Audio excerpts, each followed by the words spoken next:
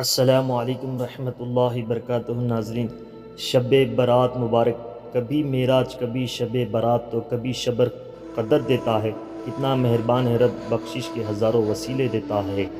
حضرت عائشہ رضی اللہ تعالیٰ عنہ سے روایت ہے کہ حضور اکرم صلی اللہ علیہ وآلہ وسلم نے ارشاد فرمایا، میرے پاس جبرائیل علیہ السلام آئے اور کہا، شعبان کی 15ویں رات ہے، اس میں اللہ تعالیٰ نے جہنم سے اتنوں کو آزاد فرماتا ہے جتنے بنے قلب کی بکریوں کے بال ہیں، مگر کافر اور عداوت والے اور رشتے کاٹنے والے اور کپڑا لٹکانے والے اور والدین کی نافرمانی کرنے والے اور شراب کے عادی کی طرف نظر رحمت نہیں فرماتا ہے۔